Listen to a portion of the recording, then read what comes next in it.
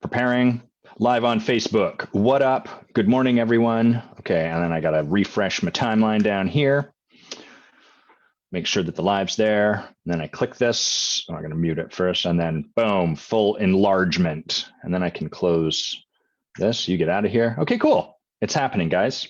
So we start this off the way we always do, which is the world famous. Hannah and I were just joking. She might be snickering because I'm stealing someone else's words. World famous or special celebrity tea pouring. It's happening. There it is. Watch this. Tall pour. Tall pour. This is the moment where I spill tea all over my keyboard and the live ends right there. But I successfully didn't do that. So we're off to a pretty good start already. Some might even say a rip-roaring good start, but I'm not one of those people because I think that's kind of a little arrogant. Yeah, not my style. Morning, Mia. Morning, Jared. Jared, I love that photo that you posted. Jared posted a photo of I can't remember what they called it, but the temple that we sat in ceremony. Jared and I were in ceremony together in Costa Rica last December. And it was just this beautiful shot of the light streaming in on all of the beds that they had set up, along with the purge buckets and the blanket that you lay on. But it was cool to be, I liked that you posted that video. And of course, it was a gorgeous photo, which, yeah, Maloka, that's the one. It's a beautiful photo, as are most of Jared's photos. If you haven't seen his work, check it out. I suspect he just has like a goldfish bowl that he's taking photos of, but it looks amazing. And it's not to suggest Jared is the sort of guy that would live in a goldfish bowl, but like his art is incredible. So definitely suggest checking out his photos. They're super cool. Morning, Aaron. Good morning, Chrissy. Sir Adam. Hello, Lady Chrissy. I've not seen you for a while. It's cool to see your name show up. I missed when we had top fans. I don't know if I just lost all my top fans or what's happened, but people no longer have a diamond, which I thought was kind of badass. Or maybe my top fans just not showing up, or they're a lurker. I don't know how these things work. It's not my job to. Anyhow, let's talk about stuff that's happening.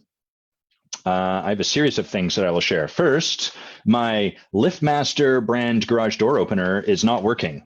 So it's weird because I can push, this is when I'm in my car, I want you to imagine I've got the console here. Here's the sun visor, and then the garage door opener button thing is there. So I push that, or I can push it on my rear view mirror. Both work. Garage door goes up.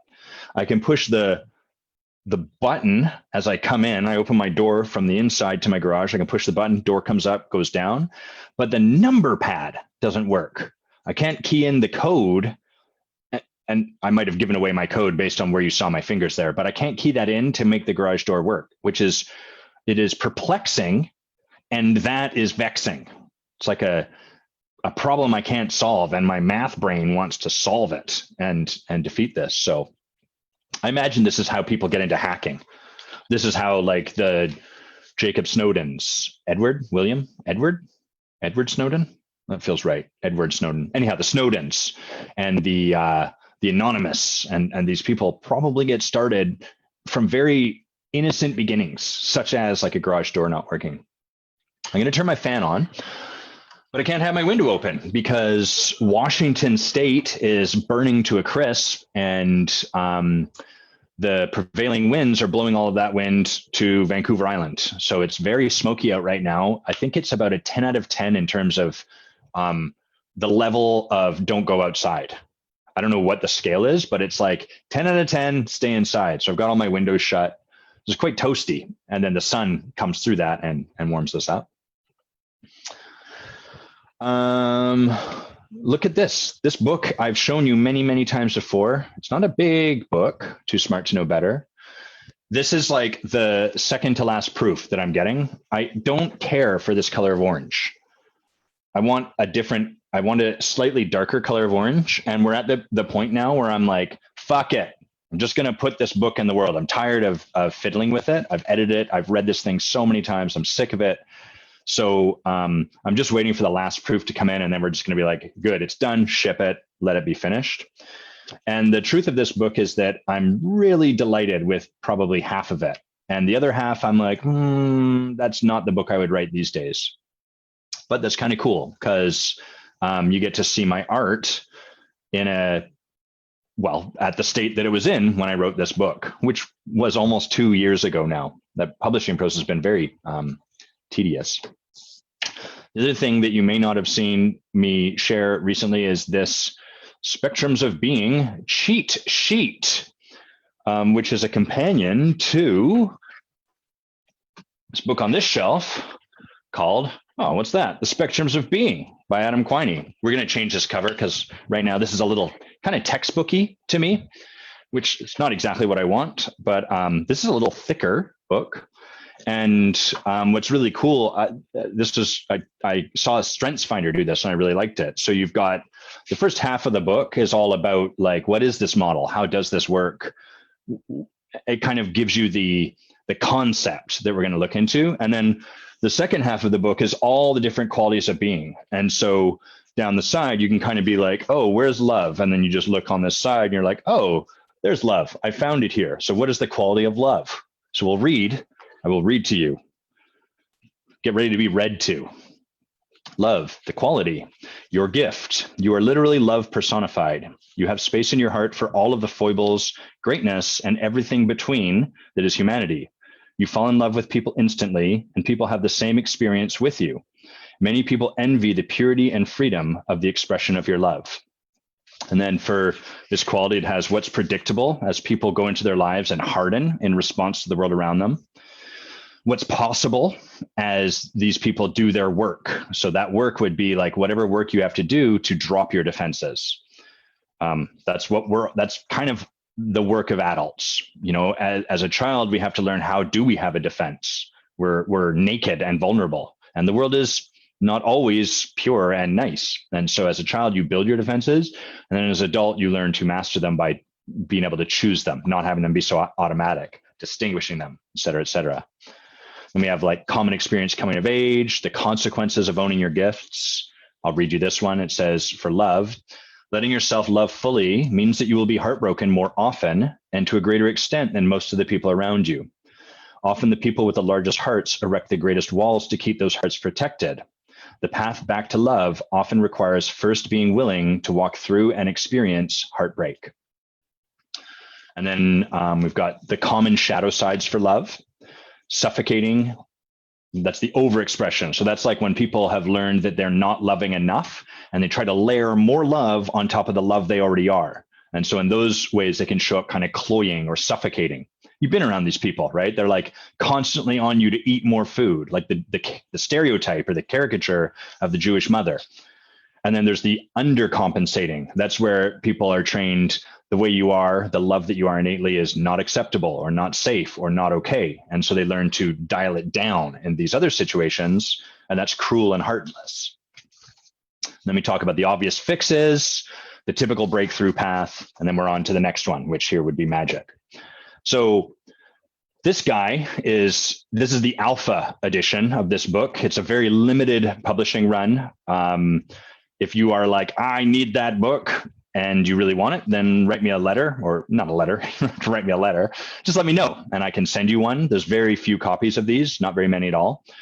And I'm currently in the state of writing the extended version of all of these things. It's a little bit, I just want to provide more for each of those things. And the companion to this book here is this cheat sheet, which conveniently fits in. Well, it doesn't totally fit inside, but like the idea is that you can use this as the reference if you want. And this provides a convenient way when someone's showing up really obnoxious, you're like, oh man, this person is driving me nuts. They're showing up really cruel and heartless. What is the light underneath that particular shadow? And you can trace it over and be like, oh, love. Huh. So how would love show up this way? What would have someone who is love showing up cruel and heartless? What might be going on for them? And provides a lot of access to the person underneath the way that they're showing up, which is ultimately what we're always doing as leaders. And then on the other side, we've got the qualities of light. Sorry, the sun's a bit, get out of here, nice weather. Qualities of light on this side, and then it pairs out to the shadows for each of them. So you can kind of look things up either way. You can be like, hey, I know my partner's love. What can I kind of predict is going to happen as time goes on and we get into fights with each other? Oh, they might show up like this.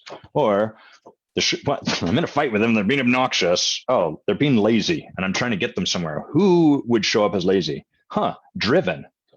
So anyhow, that's super cool. That's a thing that's there that I've created, and this is being sent out for printing right now. The current print is it's a little flimsy. I want this to be a bit thicker, so I'm getting them to print it with a thicker laminate, and yeah, and then that project will, for the most part, be complete, which is pretty cool. So, got a couple books in the mix this week. What else? There's at least one last thing I want to share.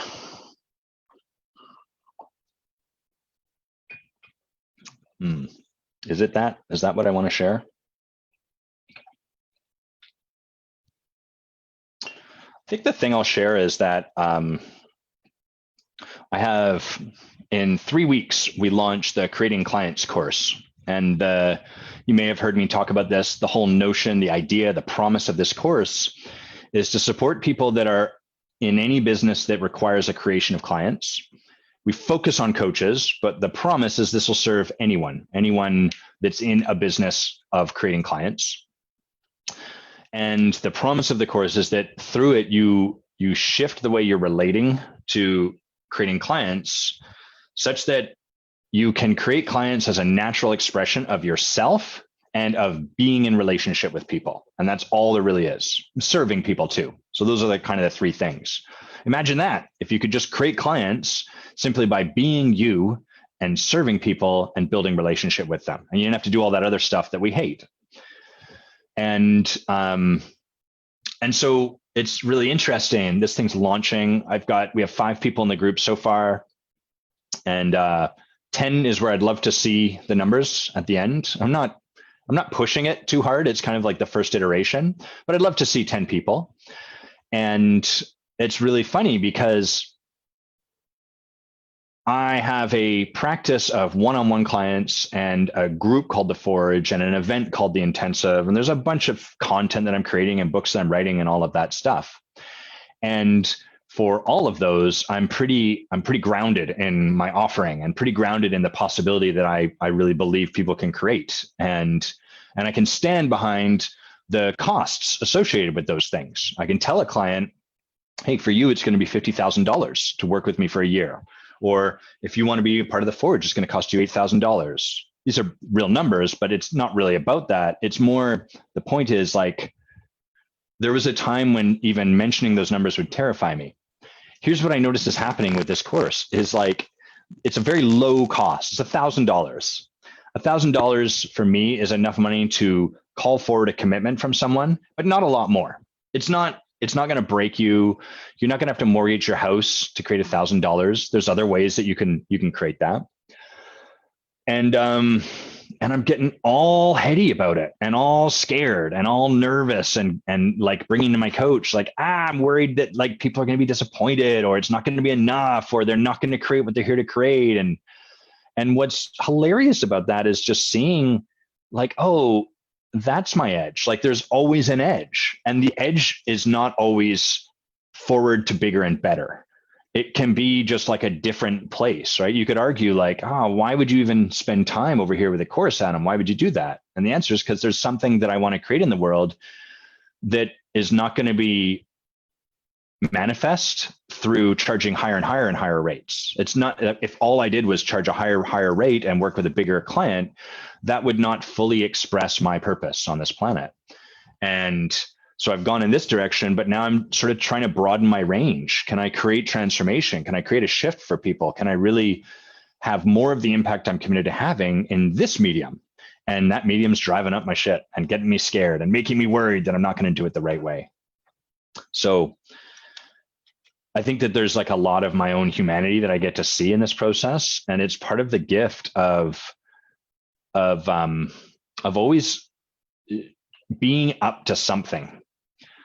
You know, if I wasn't up to something here, if I wasn't doing something, I wouldn't be getting confronted. And if I wasn't getting confronted, there wouldn't be a lot of work for me to take on. So oftentimes we'll have people come into a coaching relationship and really what they want to do is stop feeling bad. They want to not feel bad. which is fine. That's a totally understandable goal, right? Like when we're feeling bad, all we can really think of is not feeling bad. But oftentimes these people will kind of get to a place where they're not feeling bad anymore. And then there's nowhere for them to go. They're kind of like, well, I just want to watch TV for 3 hours a night and not feel guilty about that. So now the new goal is to do this thing and not feel guilty about it. And that's a coach and a friend of mine described that as, he's called it friendship plus and therapy light, which is funny. And he later said, it's not totally being fair. He acknowledged that. He's very good about that. But there is like a truth to that. Coaching and transformational work and really like releasing the shell and breaking through whatever's there, it's best served when we're actually up to something in life, when there's actually something we really want to create. Happy birthday, Evan. I would love to give you a copy. Just trying to think what is the best way to socially distance that. I'll send you a message and I can leave one in my mailbox for you. You can come and grab it there. I'm not sure if I'll be around Saturday or what, but happy birthday. I would love to give you one of these bad boys. Okay. I think I've talked quite enough. I just want to see, I had a few things. Oh, I guess that's the other thing that I'm going to share is, as I'm very committed to, I continue to play video games, and the game that I'm currently playing is called Apex Legends. So the way Apex Legends works is it's a PlayStation, I think it's on Xbox, on a bunch of systems, as is the nature these days.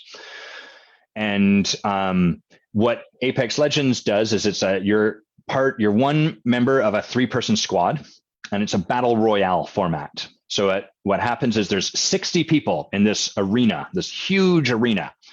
And at the very start, you jump out of a ship with your 2 teammates and you jetpack down to wherever you are. And then you run around and try to find, you loot guns. So you pick up ammo, you pick up guns, maybe some armor, and then you can communicate with each other. And then it's a last squad standing. And what happens over time is that the arena shrinks. So there's an initial ring. And then after a time limit, that ring closes. And if you are caught out of the ring, you take damage until you die. And so everyone slowly gets pushed in. And so initially, there's not that much combat happening, but as the thing tightens, you're forced into engagement with people. So I started playing this game because a good friend of mine, Dave Brunston, was like, hey, I'm playing this game. And he told me and another friend, I really want to play with you guys. It'd be fun. And so we started playing it, and of course, immediately got obsessed with it. Anyhow, here's my experience playing this game is I suck at everything. I drop down, I pick up a gun, I run towards someone, and they instantly kill me. And then I watch what happens tends to be that my teammates revive me. I get back up, and then I get killed straight away. And it must be infuriating for them. And I imagine it's a little bit like how a coach feels sometimes, where they support their client to like not fall in a hole. And then the client gets up and runs right back into another hole. And then they like sit with them or like, yeah, it sucks that you're in a hole. I really get it. Okay, what should we do? Get you out. Okay, great. What are you going to do to not fall in a hole this time? Great. Charge right into a hole. So I'm getting to be with my own humility. And my preference is to be awesome at everything I do. And I'm very much in that beginner stage and really trying not to feel too embarrassed about it. And I notice there's a part of me that really wants to joke it off with my teammates and be like, yeah, look at me sucking. You guys are carrying me. But at the same time, there's like a part underneath me that's like, I suck at this. I wish I was better. I wish I was like, I feel embarrassed. And so I'm just noticing in that our edges are always there. The same stories that perennially have been there telling us you're not enough, you're a disappointment, you're whatever, they'll show up anywhere you want. And you can choose to take it on as work or not. It's all good, however it is. Okay. Let's make someone else talk rather than me. So Hannah and I know each other. I can't remember how we got connected. Maybe I'll just bring her on and we can talk about that. So Hannah, get your camera on, get your mic on, get in here. What up, girl? Hey. Hey, ye. Why? Lots I like your applause. background. Oh, what happened? My Zoom just disappeared on me. Hold on, I'm going to move. It pushed you over to a different desktop. That's weird. Don't do that. There we go. We're back. Weird. I like your background. Thank you. So how did we get connected in the first place? I can't remember. We ended up friends on Facebook. I don't know if you friended me or if I friended you, but we have some mutual friends here. Yes. And then I was seeing your writing, and I think I got on a call with you because I was like, because I noticed myself not commenting or liking your things. Because I was like, oh no, that's actually confronting. That's actually something I need. So I was like, hide from it. I love And that. then I was like, okay, I have to get on a call with this guy because he's saying things that, because, it's just like most people are saying things and I'm like, yeah. And you were saying things and I was like, oh my God, thank you for saying that. So you were actually saying things that I hadn't already thought of, which was cool. And so, hi, I'm an egomaniac. You have a great laugh. Everything. And Adam knows more than me. So it's cool. Except in this conversation, because you get to be the expert, really. I'm going to set aside everything I think I know and be with you. Cool. Yeah, scary for me. So, okay. So where should we start by way of beginning here? Gosh, what is alive for me right now? Well, definitely in a transition. I mean, this whole thing has been a transition for me. The beginning of quarantine, we went to Vermont for 40 days, and then we went back to California, and then we moved from California to Las Vegas, and now I'm moving from the mansion that we bought in Las Vegas to my own apartment. So I'm going non-mansion shopping. I've been so, and then I'm like, well, next year I want to go mansion shopping. So like, what do I need to do in my business to like make that happen so that I can buy my own mansion next year, or sooner, right? I'm not gonna block the universe from whatever gifts it wants to give. Yeah, so kind of transitioning back out to be all on my own. I'm really excited about it, and then I'm like retching. I'm like literally like the fear is so much that I'm like nauseous about it or like retching about it, and then I'm like, you've got this, like you've done this before, like you're fine, like. But yeah, just really being with that anxiety and that fear, and being in the like sick feeling. Like I'm gonna die. Yeah, what is that fear? Like so you're in the transition, you're doing non-mansion shopping. What is the fear about? Well, I mean, there's the fact that I'm just doing my coaching business now. Whereas the last time I was on my own, I had real estate income and my coaching business. And I'm not interested in going back into real estate at all. Yeah. But it's really funny because I think the thing that it is like you were talking about the love and the heartbreak. And so, I'm just in the heartbreak right now. And it's just like, it's a continuous cycle, right? Of like heartbreak, expansion, healing. And then it's heartbreak again, right? Yeah. And so here I am in the heartbreak phase, and I'm like on the floor crying and retching. And then I'm like, this is the cost of like living your life on the edge, like this is the thing that you said you would pay to make a big leap, to move across the country, to sell everything you own. Now you own nothing.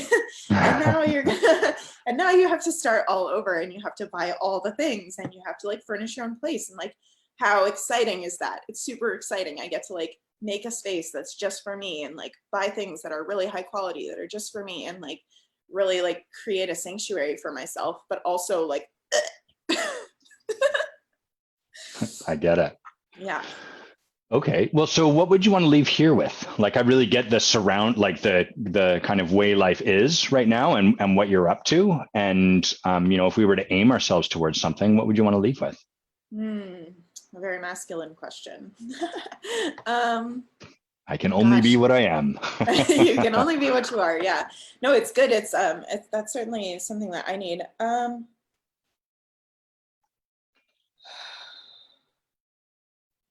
I guess I'm also in like kind of a codependency flare right now too, that I have to see the partner I'm transitioning away from like moving out from him. Like I have to see him really like suffering in his own shit. I have to see him like really in pain. And I can't control how he's going to categorize this split. And that's really hard. Like I can't shape the narrative that he's going to tell himself. And I'm not really worried about him telling another narrative to like other people. That's like, whatever, you know, if he wanted to do that, I don't think he will. But like, honestly, it's just like caring so much for him and knowing that he could be telling himself a narrative of like, that I don't care, you know? And knowing that he already is, you know, in some ways telling that narrative. So just what's your narrative? It's hard to be the villain in someone's story, you know? And so that's kind of like what's my narrative in terms of like what's happening in this partnership? Or sure, yeah, like I heard you talking about his narrative. I'm curious what your narrative is. Yeah, I mean, my narrative is still shaping itself, right? So like there's a huge victimhood narrative that I'm like in right now, and I'm just, you know, letting the victimhood narrative be there, because the only way to overcome victimhood is to like be all the way in it. And so I'm kind of like, you know, like letting myself journal out all my accusations to him, all the ways that he's letting me down, and then just flipping it back around on myself. Like, you're touching the hot stove. Like, it's not the hot stove's fault for being hot. You're touching it and you keep touching it. So I guess at this point, my narrative of where this partnership has gone is like, I'm not even having an experience of him. I'm just having an experience of my own trauma. And I get to have the experience of rescuing myself from my own trauma and ending it, which is not an experience that I got as a kid, right? To be able to save myself from it. But it's an experience I've had a few times as an adult. Do I really fucking need it again? Oh, I guess I do really need it again. So yeah, the humility of that too, like coming and being like, okay, well, here I am again in this place of like having kind of lost myself. So got it. So well, how's all that going? I mean, yeah, it's going all the ways, right? It's I'm just kind of one of the weird things about the work that I've done is that I have removed the necessity of a story from things. So sometimes I'll just be like shaking and like anxious, like feeling the symptoms of anxiety in my body, and there's no story, which is disorienting in itself, right? Like anxiety is a gift that removes dissonance, right? So anxious thoughts take the dissonance away of like, my body is freaking out right now and there's nothing to freak out about. So intrusive thoughts come in to rescue us from that confusion. Okay.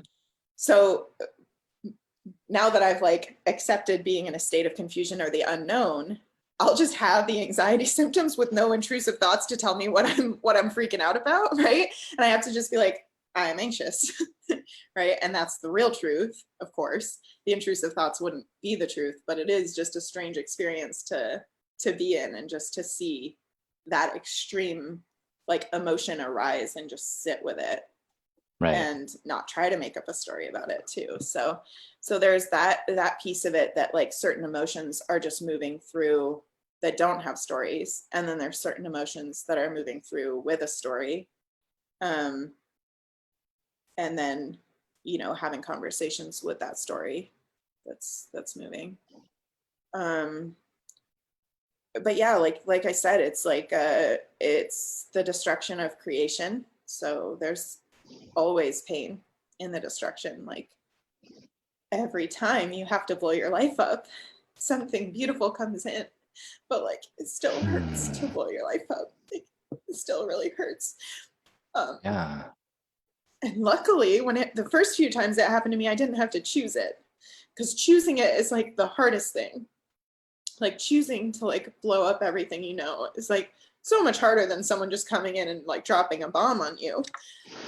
You have to be like, I signed up for this. Why did I sign up for this? So there's some of that going on too.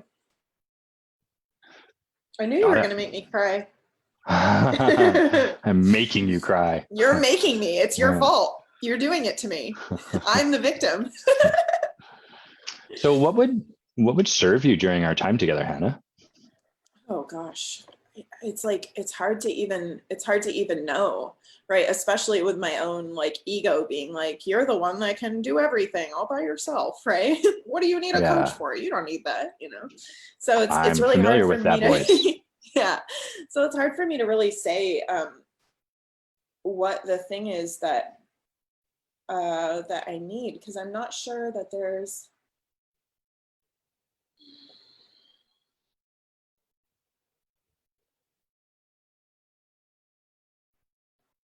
I guess I'm like really in a process of remembering who I am Uh-huh.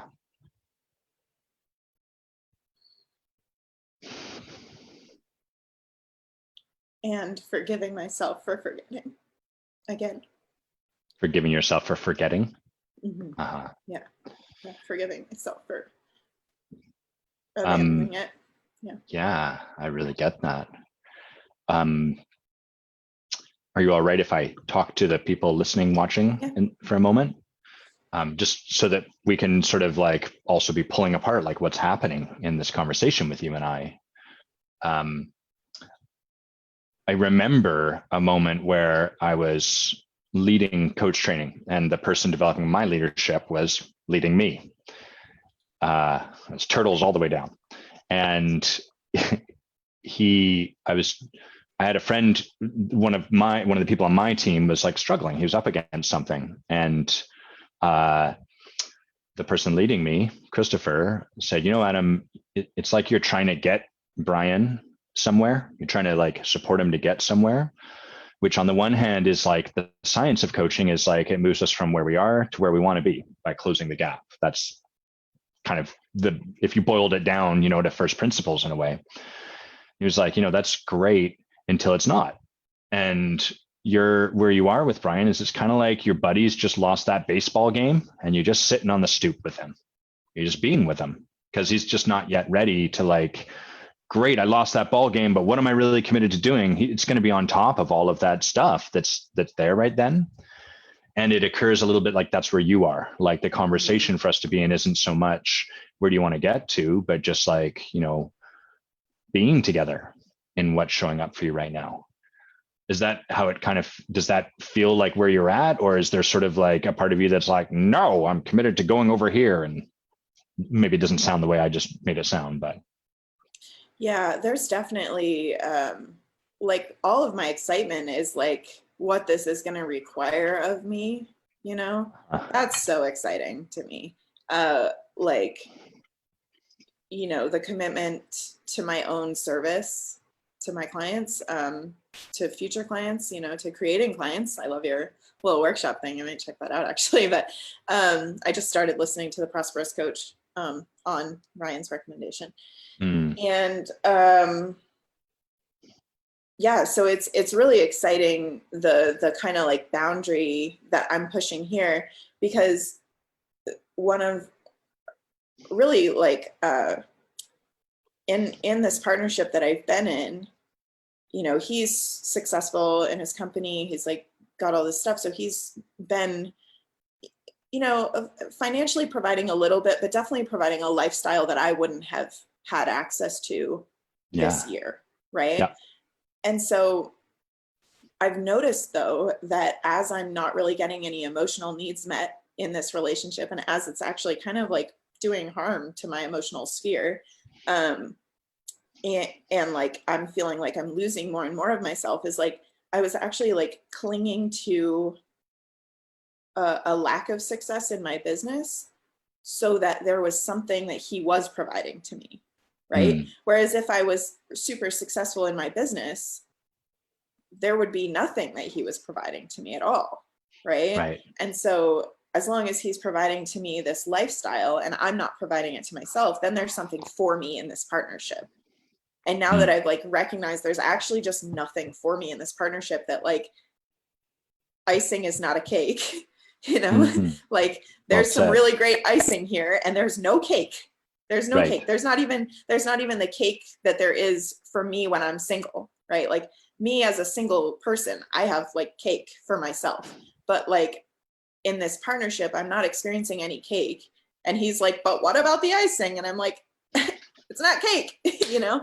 And Right. so kind of letting go of the icing and committing to having a cake and icing it myself is it's exciting and terrifying to me too. So. So it sounds like you ended up with a partner who financially provided to some extent, but not emotionally. There was a financial provision, but not an emotional one. Is that like a common theme? No, it really hasn't been up until now. I mean, there's definitely, I've had a theme of, I guess there's a theme for me of like fighting for my worthiness, right? Which means I need to call in an arena and an opponent to my worthiness. And that's certainly part of what's shown up here. Right. Yeah, the like proving myself, right? Which Right. requires like someone challenging, like, are you really worth it, right? So like my addiction to proving myself is like definitely in play here. And that's Well, I could see it. You'd have to call in someone that would either question your worthiness or someone that would allow you to stay in a state where you are questioning your worthiness. Yeah. Right. So it's like, and I'm not suggesting your partner or your ex-partner or whatever is one or the other, but if we just looked at it through that kind of black and white place, I could imagine someone providing for you financially would allow you to stay in the state where you aren't creating as much as you want to financially, which then keeps you in that state of like, oh, am I actually worthy though? Am I actually worthy? Yeah. Yeah. Got it. Right. And it's funny because it's not even what's crazy about it is that I am making more money than I'm even feeling or receiving in my Tell business, me more about right? that. What does that So mean? it's like I look at the numbers and I'm like, you are making money. You do have a business, right? But like the emotional tone or the feeling of it is that I'm like not worthy, that I'm not like even producing what I actually am producing, right? Not just like the manifestation principle of like I am always receiving, right? There's like actual numbers. There are physical, like true facts that are not landing for me as facts right now. Or that I have to keep like reminding myself, like, you are doing this, right? And that's where the retching is coming in. It's like that feeling of like, I'm not doing this. Like, I'm not worthy. I'm not going to produce, like, I'm not going to be able to like support myself. And the numbers are not in line with that, right? The numbers say I can support myself, right? So where is that feeling coming from? It's not actually the facts of the world. So. Right. So it sounds like there's what's that? I said it's fascinating to watch. Yeah, always, right? So it sounds like there's like this underlying narrative for you of not being worthy. Is that right? And then money is one way that you kind of find evidence for that or look into the world to sort of track that. And what are some other ways that you, maybe we word it like, what are some other ways you prove or other evidence you gather that's like, oh, see, there's proof I'm not worthy. Look over there. Here's how I'm not worthy. Proof that I'm not worthy. Uh-huh. Yeah, it's not even like I'm looking for proof, actually. Right. It's like that is the standard. And I'm seeking proof of something else, and I find it, and it's there, but it doesn't affect the standard of not being worthy, right? I'm not really confirming unworthiness in the world, even. Okay. Well, let me ask you a different. I guess in a way, like I'm like a failure in this partnership, in this relationship, as a love coach, like as a relationship coach, and that's confronting for sure. Like I can't make my own shit work. We teach what we most need to learn, right? I've heard that somewhere. Sounds right. Yeah. Well, and also like, and then I like look at the real facts of the situation, and I am in integrity as a practitioner, like, because it's the thing that the thing that I say and believe is not every relationship should last forever, right? I don't believe that. I don't teach that. I teach that like you're going to go in and you're going to accept that your heart will break, and it's going to break if it lasts, and it's going to break if it doesn't last. So can I reflect something I just heard? So yeah. it occurred to me kind of like you were in that conversation there, explaining to yourself why you are in integrity, why you are worthy, or why it's not bad. And where that led me was just kind of like this curiosity, like, I wonder where else you are. Where are you afraid or feeling, or perhaps even actually like secretly worried that you might not be worthy?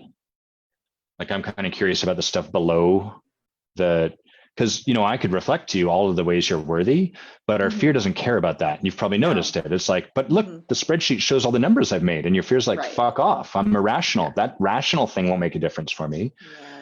And so I'm really curious where else that fear is kind of like just making itself known or might exist for you, might be live. Yeah, I mean, I can go into what feeds that fear. Is that what you're asking, or are you asking like where else the fear like shows up? Yeah. So the conversation about what feeds that fear, my hunch is that will be a little intellectual. Like, you are a pretty sharp woman, and you'll be able to like, well, I could see that this leads to that, and we could have like a flow chart and stuff. The question I'm more asking is like, just where else are you feeling unworthy? And it may occur to you, like, where else am I working to convince myself that I'm not unworthy? Where else am I working to convince myself that I am worthy? Where's that dialogue happening? Yeah. Yeah. I mean, so much of it, I think, is like, I'll be confronted when it shows up, and then I'll realize like, oh, I didn't expect that at all. Right. So it's like, in in like the potentiality of romantic partnership, I like, experience like a man that I desire, right? And then I'm like, just staying in the desire. And then it occurs to me like he might be making it slow, right? He might want it to be slow. Oh my God, I didn't believe that that was available even, right? And so it's like these slow things like revealing themselves of like not even an explicit fear, just like my standard of like what I believe is true, if that makes sense. It's just like my standard of what I believe I deserve just like doesn't have all the options in it. Uh-huh. Right. And then I'm like, oh wait, like it's possible that this exists. And so it's not like that exists and I don't deserve it. I'm like in a space where it just doesn't exist. And then once I realize it exists, I'm like, oh yeah, I could be worthy of that. And then I start the conversation of like, how could I be worthy, whatever. But like I'm really at a point where it's like I don't even know that Alexis exists. So why would I want Alexis? Like I couldn't want it if it doesn't exist. I couldn't like decide whether I'm worthy or not of that Lexus if I don't even know that car brand exists, right? And that's kind of something that I notice specifically in my own standards for myself in partnership or romantic realms. So what I noticed about that answer was how smart it was. Yeah. It was like a really brilliant, really well, like, I'm really present to your brilliance, Hannah, sorry. And what I know for myself is that someone gave me a reflection not too long ago. He was a little clumsy in giving it, but like, I'm pretty committed to finding the gold in what they say. He said, Adam, I hear you thinking about your words more than I feel you feeling them. Mm-hmm. And I didn't feel your unworthiness in that answer. I felt your ability to distinguish and assess and analyze your unworthiness as opposed to like the truth of it, which is fine, right? Like, I'm not saying we have to go there. I just, right. maybe that's not the place for us to go, but I noticed that's a very abstracted layer that we were just hanging out in, as Yeah. opposed to like, because when I feel unworthy, it's not like that. It's like, Right. fuck, I suck at this game and I'm letting my friends down. Right. Yeah. Stupid thing. It's a dumb game, right? We're all meant to be having fun. And I'm like, I'm sweating and like, oh, Jesus Christ, how do I do this properly and better and stuff like that? So let me check in. Like, where would you like to go from here in our conversation? Well, I appreciate that reflection because yeah, I'm not great at being held. I'm good at Sure. holding. Um, I guess the thing that I'm trying to convey is that there's like this like black hole of my future that I don't even think about what I would want. Right. I just think about like, how do I avoid what I don't want? Yeah, that makes complete sense. I really felt you in that. Mm-hmm. What do you want, Hannah? Gosh. Yeah. Um, that's kind of the thing that's like waking up in me is like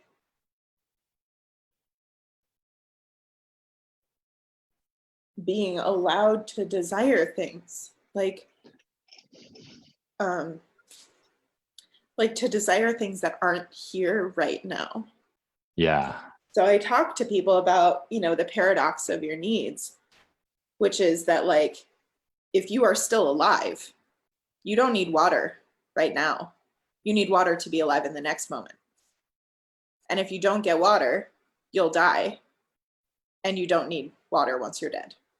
Right? So actually, this moment contains everything you need.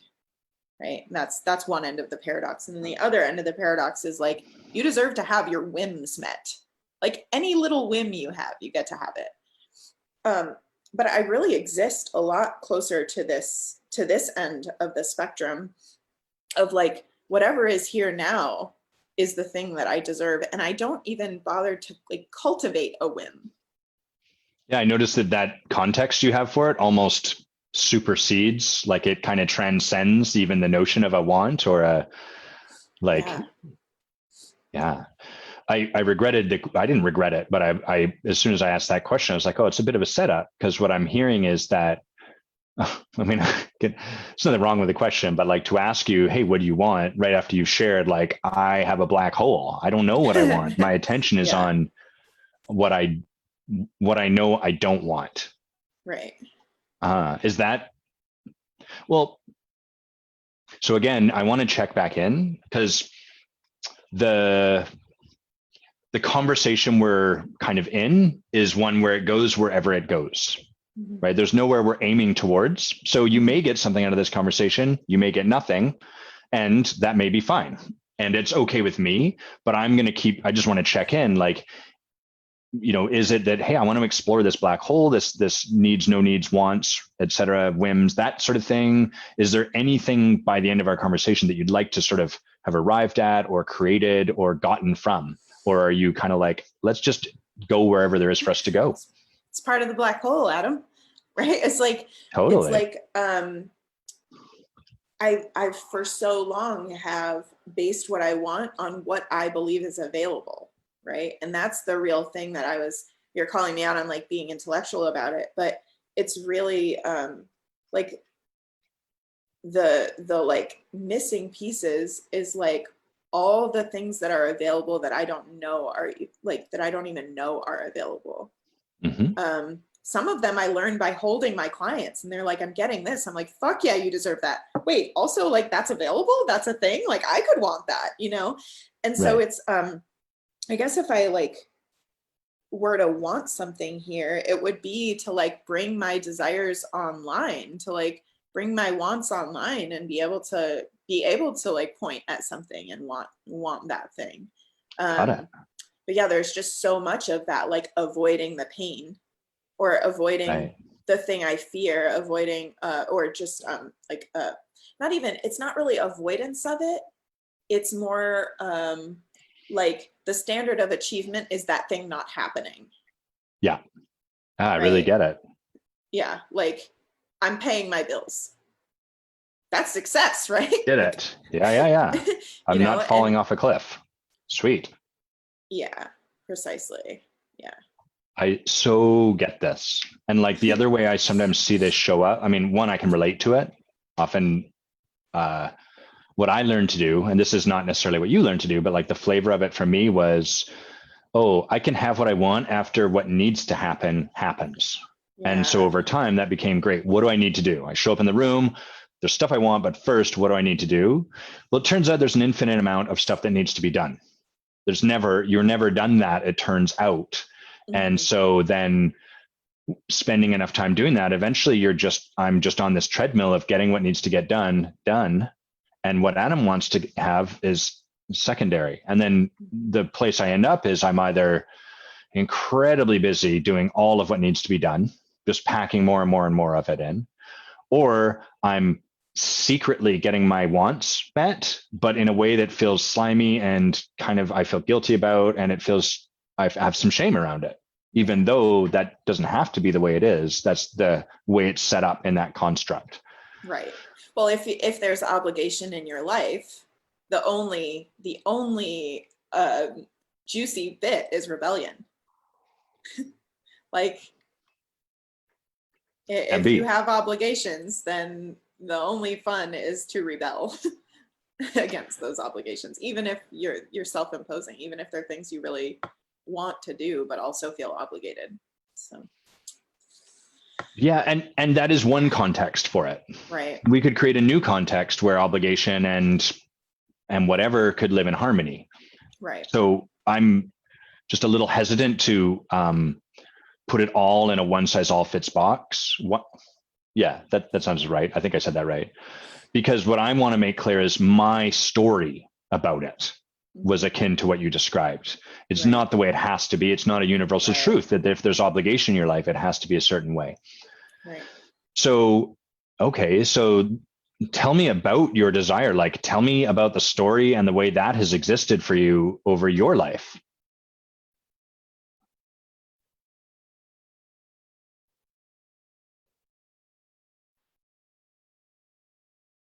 Yeah, I think that there's just like so much. And I think I mean, just the school system of the US puts us in this space of like, you get through this, and then there's that. And then you get Yeah. through this, and then there's that.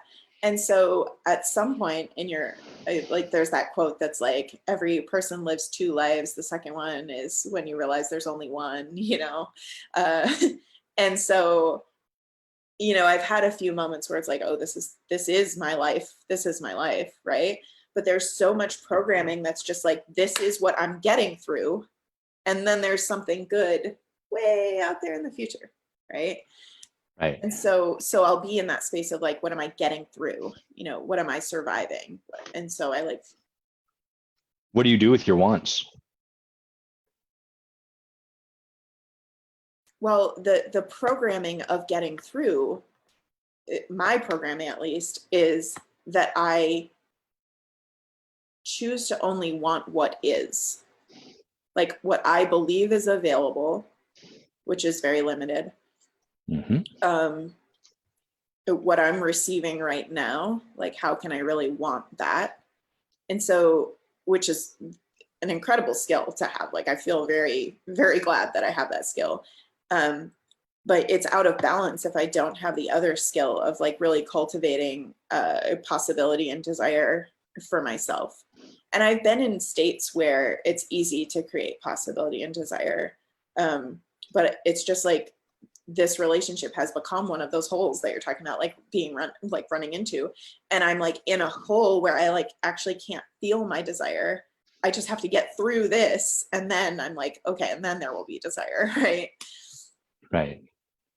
But so much of it, and that's kind of like the contextualization of like this as a failure, right? Like the part of me that wants to contextualize my relationship right now as a failure is that I was very explicit about what I wanted, and I was promised that, or I thought I was, and it turns out like our definitions of like what that was and what that would take were so different that I didn't actually receive the thing I wanted, but I went on pretending I was receiving it or that I would receive it, or that. And so it got to this point where it's like I lost even the desire at all, because it was like, how do I get back to even the state of believing that that desire is possible? So when you expressed what you wanted, was that an example of you expressing something beyond what you beyond what was already available? Yeah. Okay. And so I'm curious about, because that sounds to me like kind of like that would be a step outside of what you've just described as your default. So how did you show up in that? You know, like, hey, I'm going to express what I want. I'm curious how that went for you. Like, I get the Yeah, well, subsequent stuff, but just the act of expressing that desire. yeah, I mean, I was in like a whole different space then. That was like a year ago, and a little over a year ago. Um, and it, it was like one of those things where I got out of a hole and I was sprinting and then fell into this hole, right? So like there are moments of that sprint that I feel where I'm like, oh, I'm really centered in myself. I'm really like in my worthiness. I've really, because I have done the work to experience that. And so in that space, it felt really centered. It felt really grounded, and it felt like for sure scary. And there's like a little bit of like a, like a little like, I deserve this, like that, like, Entitlement, kind of, yeah, kind of a little like bit. entitlement, or like a righteousness Got it. kind of thing. Um, What was it you wanted, if you're comfortable sharing? like radical partnership. Like I What does wanted that to mean? be in a partnership that like could not be threatened, like um I wanted like the for me the thing about partnership that I want is like real freedom. I want a relationship that creates more freedom for me and for the other person. I want a partnership that we're not shying away from any emotions that come up, but we're like really taking ownership of whatever emotions come up, like, hey, I feel like really angry with you. Oh, I'm sorry. Well, okay, I'm still mad though. Can you just like hold me while I like rage, for a second? Uh-huh. Right. So like that style um of relating, um I was really in a state of desire for. And then it's Okay. like confronting to be like,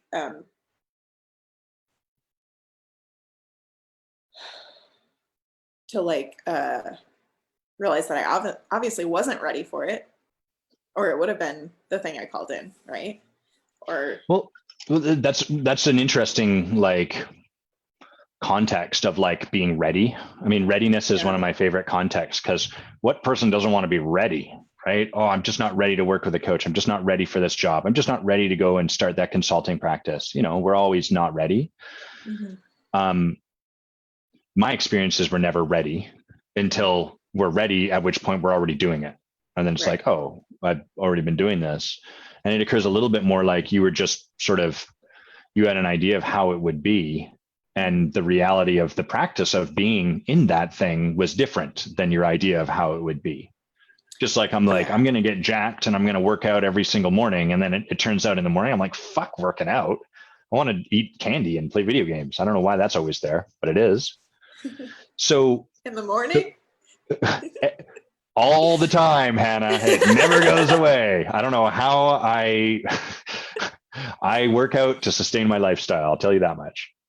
So, so how did it go? Like you practice expressing, because here's where I'm interested in looking is like is all right if I provide a bit of altitude.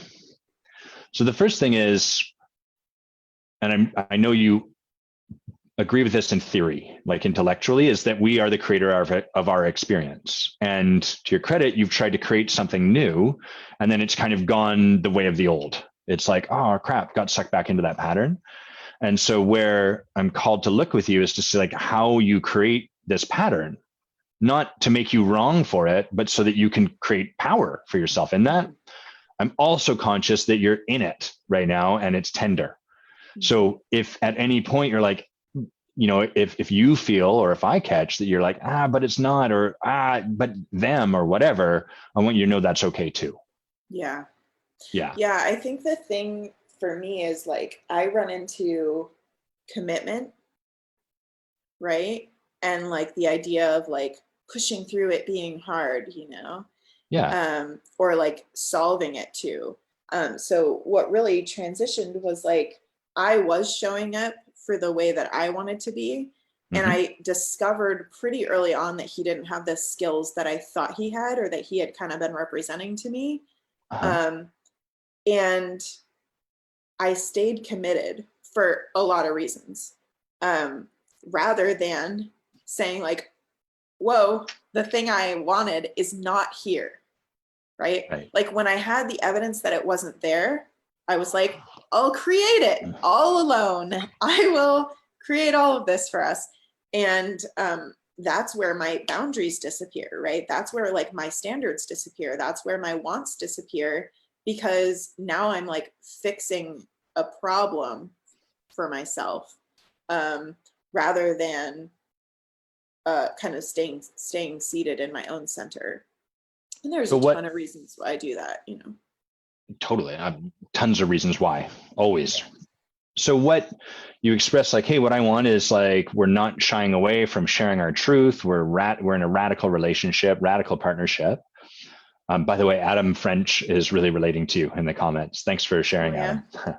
Adam. So what weren't you getting that you wanted?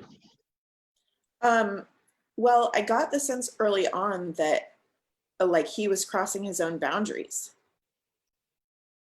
And Okay. so I'm like, your yes doesn't feel good to me. Like Okay. you're saying yes, but I feel like you're not really a yes for this. Um, and so then, you know, you have a few choices there. You can be like, I'm not going to be with someone who is giving counterfeit yeses. You can be like, I'm going to respect that you're saying yes, and I'm going to let you fall on your face. Like, I'm going to let you crash and burn when this isn't really what you want. Um, or you can kind of pander and be like, are you sure? Are you sure that you want that? You really want that? Like, I'm not sure you really want that. It's not feeling like, you know, like I can really trust this um, thing. And I kind of I slowly descended into that, like trying to like find out, trying to fix, you know, when I could have exited or I could have let him just experience the like shit that he was saying yes to. Like, you know, like the So when kid says they you, want to eat dirt, you let them eat dirt and they find out that dirt doesn't taste good, right? yeah. So when you expressed your truth, like it sounds like you're kind of like, hey, I want to be in a relationship where we express our truth with each other and stay with each other through that. Is that right? Right. And where we're like sovereign in ourselves, right? So like where I can make any request and I trust that you'll say no if you don't want to do that, right? Right. So like the partnership that I was really looking for is like one where we're both only doing things we want to do, right? That there isn't obligation. And so you can say that there's like different contexts for obligation. That's not, for me, the reality is like there's just like what you want to do. And if you have to do it, then you get to a place where you want to do the thing you have to do before you do it. You never ever do it because you have to do it. Right. But what I kept seeing was like, it wasn't really safe for me to want things or to ask for things because he would do it because he had to do it, not because he wanted to. So then it stops being safe for me to have desires and it stops being safe for me to like express those desires because then I'm in the state of like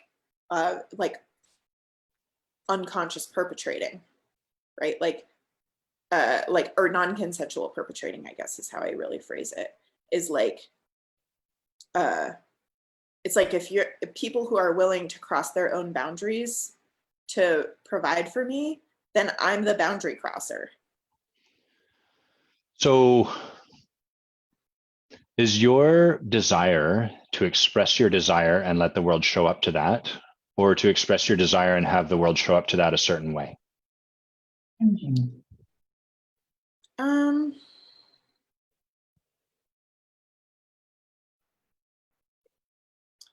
yeah, I mean I think that it's like one of those things where I'm like a toddler with it, right? So it's like expressing my desires so new and so hard that like if the world doesn't show up a certain way, I like fall over, right? Like Mhm. I'm like, oh, I can't do that, right?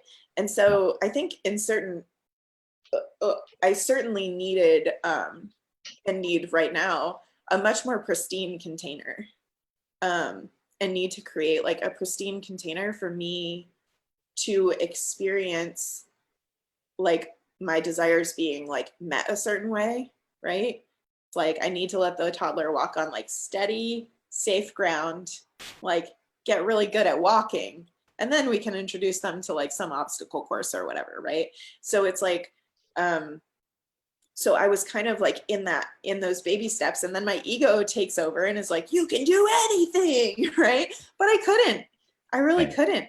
And so I was like in that ego place of like thinking I should be able to express my desire and let the world show up however it shows up, right? But that wasn't the reality of what I was ready for, actually. So what's the point where you let go of your sovereignty in what you're describing?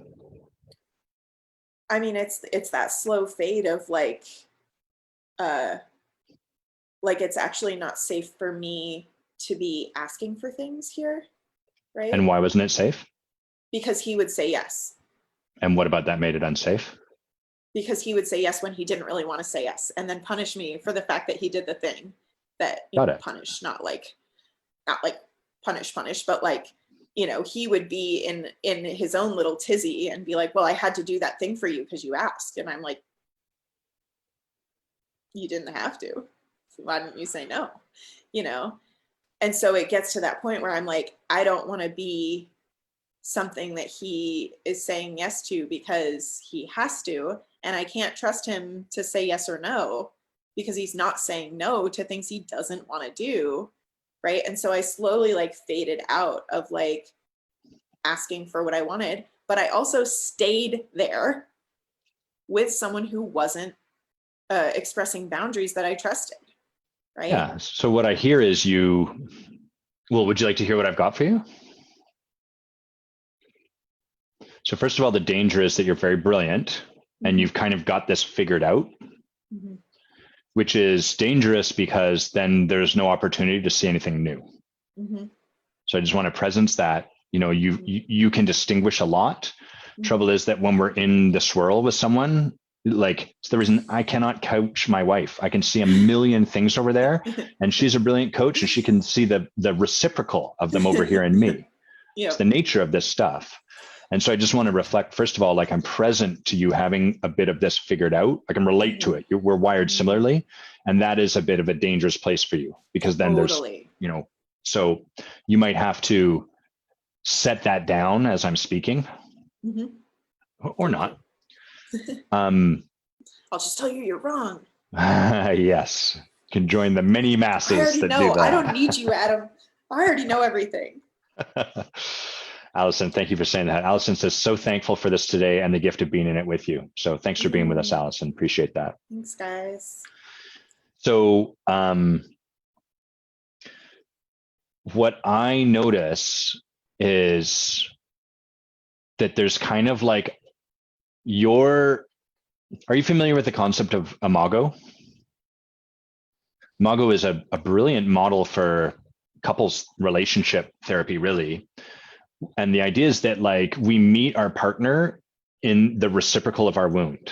So if I have like this wound where I keep myself small, I'm gonna be drawn almost magnetically to a partner where their energy is they take up too much space. Yep. And I'm going to be drawn for a couple of reasons. One, because I'm going to admire how they have this ability to take up space. And I'm also going to resent them because they don't let me take up the space I crave. And so it's a perfect lock and key. So what I'm present to in your share is that there's sort of like this desire for a pristine way for you to be able to share your truth. And then there's like a way your partner should show up with it. Like, well, he should not say yes unless he really wants to, which, I really get the heartfelt desire there. But what I notice is a couple things. First, it doesn't leave much of a room for either of you to be practicing. It's kind of like he's already got to show up having this handled. Mm-hmm. And I get it, because you're like, well, I'm on shaky ground. So how, well, that's the imago match. Right. I would love it if I could like have my weird sex concerns and anxiety about showing up be met by a woman who's got it all handled. But I don't. I have the woman who's like the perfect fit for that stuff. Mm-hmm. And we move through it together in partnership. So that's the first thing I notice, is just like, it doesn't leave a lot of room for either of you. It doesn't leave a lot of room for you to be in the practice of like expressing yourself in the face of a world that's going to configure itself however it configures, rather than trying to meet you so that you can whatever. And it doesn't leave a lot of room for him. He being a placeholder for whoever you end up with, right? Just to be clear. Right. Yeah. If I was talking to him, I'd be having a conversation about how he's showing up. So to be clear, I'm not taking his side, I'm just working with the person that's here, right? Adam, there's no such thing as sides. You should know that by now. Well, you should be inside my head. Anyhow, it's a war zone. The other thing is, let me just have a sip of tea and bring it back. Yeah, I mean, can I say something to what you just spoke to? Because that's Yeah. kind of the other thing in radical partnership that I was looking for, was someone who we could move through that with. And that's really the trap that I fell into, was like believing that he would be that, right? So when he's not holding his boundaries, I didn't leave, right? I wasn't like, you have to be perfect, you have to like hold your boundaries. I was like, hey, seems like you had a boundary there that you didn't hold. Like, do you want to work on that? And he was just like, I don't have any bandwidth, goodbye. Yeah, but what I heard that you physically stayed with him, and hey, you did your best, right? I want to be clear. This isn't like a criticism of how you showed up. My job is to point to like the next place to get to. And what I heard didn't happen is you didn't stay in the like, I want you to be a no to me when you are a no to your things. And to, so this often happens in relationships where people are like, I always leave a relationship when it gets bad. So then they stay in the relationship while it gets bad. And it's like, that's not a breakthrough. That's just the other side of the same coin. Right. And what I'm reflecting is you kind of did the other side of the same coin. There is a point, and only you can distinguish where, but where you kind of were like, okay, I'm going to start reducing my sovereignty in this. I'm going to stop. The reason being it's not safe, but your practice won't be. Yeah. Well, so I guess what I'm trying to illuminate here is that it's like one of the things that's radical for me about partnership is wanting to be able to fuck it up, right? Like wanting there to be room and to stay with him and be like, hey, I want to feel your no. Like, hey, you didn't give me a no. Hey, like, I want to feel it. And it was like when he wasn't showing up to that piece, right? But that even that leaves room for error, right? So it's like the piece where it's like, well, he's not holding his boundary. Okay, right? And then I'm like, hey, it seems like you didn't hold a boundary there, or hey, like I didn't hold my boundary here, right? And then he's not meeting me in the adjustment, but I'm leaving space for him to not meet me in the adjustment too, right? Because I'm not asking him to be perfect there. But then that's how it deteriorated into me not ever getting the things, right? I imagine there's a way you would have loved him to show up in the adjustment and meet you. What I would love to reflect to you, and now will, is that the way he was showing up to you in the adjustment was in getting pissy after the fact about, so he was expressing that part of himself. What I'm hearing is that you then made him wrong for that part, which was actually how the guy's just learning his own art. Yeah. And I want to be clear, right? I'm just pointing, this is the nature of two body practice, right? It's why it's so tough. Is we're like, no, but tell me in the moment. And dude just didn't have the capacity for it. Right. Just like you just didn't have the capacity to go that one step further yourself, or to be with him when he was being shitty and being like, okay, great. Can you let me know, instead of 2 weeks after you've done it, can you let me know 13 days or 10 days, or better yet, in the moment? And so this isn't to make you wrong. It's more, I want to help you see like, oh, here's where you kind of, from having a way that it was meant to look and the way the practice was, kind of fell out of the practice yourself. not to defend Right. him, but just so you can see like, oh, that's the place I might practice a little bit more. Yeah, I mean, the thing where this isn't like super landing for me is that I did that. So I want to know what I should have done, like beyond that, right? That I was initially in that place where I was like, hey, like, I was like, so I guess it's really like, it's more like it was like 4 steps beyond. Like I'd be, he's like, you're a bitch and you're this. And I'm like, yeah, tell me more. And I was like there for it. I like really was present with it. Yeah. And, but I guess like, it's just like how many steps out that I would have had to go, right? So it's like, then when I'm like, oh yeah, all right, tell me more about this bitch. Like she ruins my life all the fucking time. Like let's talk about that cunt, and it's me, Yeah. right? And it's like, and so like I like show up for that, and then he is like, not really receiving that I'm showing up for him there. So then I would need to show up for him, like not receiving me showing up for him that way, right? And Well, so here's I the don't really question. know where I lost it. Yeah. Yeah. Well, so first of all, I want to say like, if someone's shouting at you, calling you a bitch, that, like, that's not great. Like that's In going this to, context, it was invited. got it. Okay, great. Yeah. Great. Yeah. Okay, No, great. like Yeah. I'm, You I'm got a down for container that for it. You're kind of practicing. radical. Yeah. Got it. I'm down for that kind of radical practice. And I kept like attempting to introduce it and attempting to work with what I was met with when I introduced it. I got it. Um, Yeah. and so that's kind of the challenge where it's like, I would love to hear like what was beyond that. So like if the thing you're describing, let's just pretend I did it perfectly, which I know I didn't, but like if I did that thing perfectly, then where did I lose myself? Well,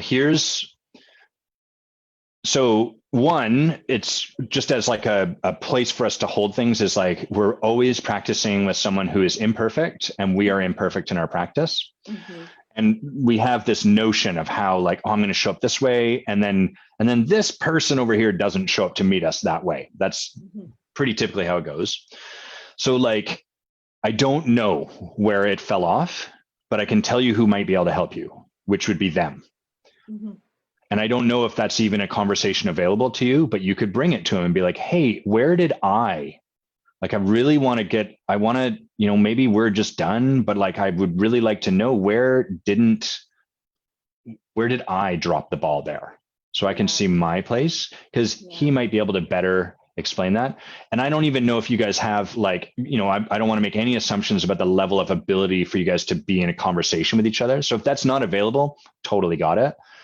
And I want to really honor and recognize like we're kind of looking at it a bit after the fact. And so it's hard to distinguish for us. Big time. The other Yeah. place I would have you look though is like the reflection I have for you, Hannah, is from your brilliance, you can kind of see all of this, which then makes it hard to see what you're not seeing. Like, Oh yeah.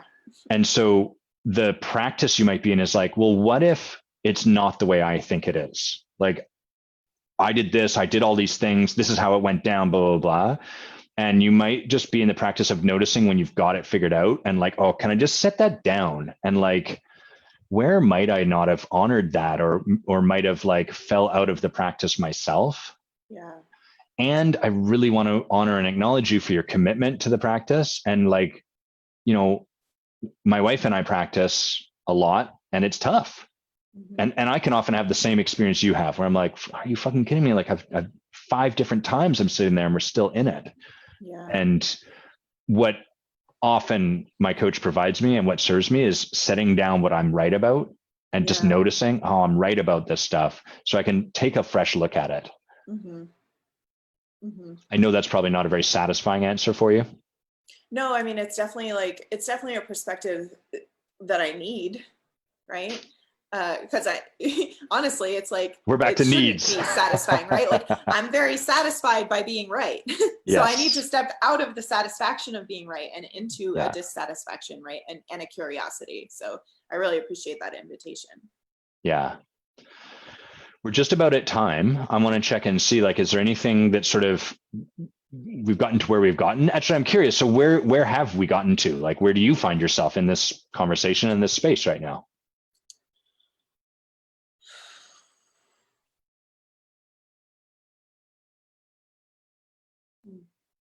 Yeah, I mean, I really appreciate that last invitation there.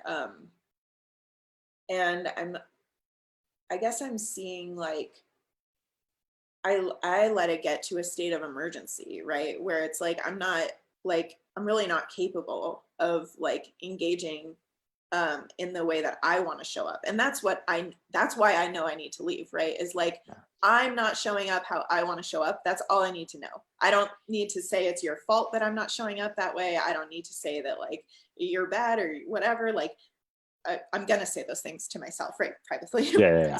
because fuck you. No. um, but like I don't actually need to say that. All I need to know is that I am doing my damnedest to show up how I know I want to show up in relationship, and I can't. Uh-huh. Right? So I have to change the conditions because there's no way like because my best efforts are failing me to show up how I want to show up. Which is a good confirmation.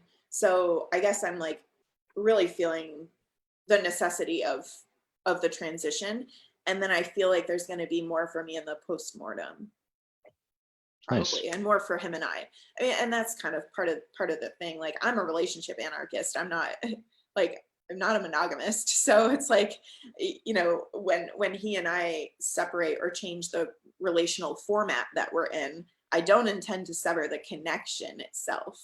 And I intend to like really see what's salvageable in that connection, especially I've known this man my entire life. So it's not like, you know, he's part of my family really. And so, you know, I know there's going to be a postmortem, and I think like what you're giving me is like a real path towards that postmortem, like once I'm out of the emergency of it, you know? Yeah, totally. Thanks for getting that and honoring that. Like, thanks for holding that part sovereign. Because it's easy, like that there is always work we could do in a relationship can easily become prescription that we should always stay in a relationship. And it's not the case, you know, and the beauty of this work is we'll go somewhere else and we'll create the conditions that'll allow us to do our work over there. Mm-hmm. That's kind of how it goes. So thanks for, I really honor your sovereignty in this moment and in that. And I also really honor, Hannah, your willingness to set down what you brilliantly can sort of create and hold in service of possibly seeing something outside of what you may have conceived. And I so get what that requires. That is not free. That is not like, oh yeah, I'll just not think about the stuff I'm right about. It's like, are you fucking kidding me? I've got a flow chart. It's all beautifully laid out. The grand unified theory of everything is right here. So I really get that it's not like, I'm not asking you to do something that's easy or that's free or that's just like, oh great, I'll just do that. Yeah, definitely. Great. I want to finish by acknowledging you, but before we do, is there anything left for you to feel complete? I don't think so. Feel good. Great. So may I acknowledge you, Hannah? Yes. The thing I really want to acknowledge you for is being in this conversation as a coach that supports people with love. If you weren't struggling with this, you'd be no use to anyone. That's not entirely true, but I like the way it sounds. So we're going to let the absolute stand. But really, like, if you had love all figured out, that's not someone that people can relate with. That's not someone that is a human. That's an ideal. That's a statue in the park. And I really honor you for being in the struggle, for being in the work, because that's how we know that you're up to work. We know that you're up to something. And that's where our gifts are. So I really, you know, I truly acknowledge your heart and your brilliance and the beautiful merger of those two. And what a gift that must be for the people that you work with. Like I imagine you can distinguish stuff at a really high level and then also really feel them. And through what you're walking through, I think there's just tremendous modeling and humanity that then becomes available for your clients. Like, hey, I don't have this figured out either. And one of the metaphors I really like for coach and client is like two people scrabbling across some rocks in the moonlight, and the coach is maybe half a step, sometimes one step ahead of the client, and they're like slipping and falling, and the coach is like, whoa, watch out, there's like a rock I just slipped on there. And and so I honor you, you know, for being that model, for being in that metaphor, as opposed to the person that's up in the sky just pointing to the rocks and like, just don't step on that one. You're like, fuck you. I know you say that, but so really beautiful work. Thank you. You're Yeah. welcome. I love that. I love that metaphor. And it reminds me of Khalil Gibran on Crime and Punishment. Please state what there is. I'm not familiar with the Well, reference. it's a poem by Khalil Gibran. It's from the Prophet. Yes. He talks about how we're all walking the same thing. And like those ahead, when someone stumbles on a stone, he stumbles for those ahead of him who, though faster and surer of foot, removed not the stumbling stone. And he stumbles for those behind him who see that as a caution, basically. I can't say it as poetically. I don't remember the Well, that was beautiful the way you put it. I love that book. Is just so much packed into like such a little book. It's remarkable. So dense. Yeah. I mean, honestly, just that one poem is all you need to move through life. Just on crime and the punishment of crime. It's like the entire human condition is wrapped up just in that one thing. So anyone watching, read that. Check that book out. Yeah, it's beautiful. Great. Well, let's shift to a debrief. I just want to read a couple comments. So Andy said, you both are so brilliant and this was so enlightening. Hannah, thank you for sharing yourself this way. That's Andy Crespo. It's great to see you, Andy. I miss your warmth and wisdom and loving presence. And Adam French says, this was a gift and I'm eternally grateful. So much unpacking, and this is a great mirror to owning my own part. So thanks for modeling and allowing that to be in the space, Hannah. Thank you. Anything you are aware of or that's present for you where you're like, oh, we went that way, or just anything you want to sort of distinguish now that we're kind of out of that container and conversation? Yeah, I didn't know how much I was really going to talk about the breakup or the relational pattern happening. But it felt really clean. It felt really good. And I appreciate the way that you guided this. So thank you for that. Cool. There's a lot of, this Friday thing is such a grab bag, right? Because there's the energy of people watching, which is less present, hopefully for you, because you're just in the Zoom room with me. But like, I'm aware of it, and so I want to like honor all of that. And then there's also like, okay, but where, like, how do I now set that aside completely so that I can be without an agenda? And like, is the conversation for us to have just to be with each other, or is there a place to go, or who knows? And again, I'm really finding my own way as we go through this stuff. So, and it's cool. Like the other thing I was present to is how much of myself I could see in what you were sharing. I'm like, this is why my coach is named Rachel. And I'm like, this is why Rachel is always pointing out to me how right I am about what I'm right about. Cause I'm really right about this stuff. So I make charts that prove how right I am. I'm good at being right. So cool. Okay. Well, where do people find out more about you? Like this is an example of you doing your own work. Where do people go if they want to be supported by someone that's sort of like this deep into their own stuff? Yeah, you guys can friend me on Facebook if you want to.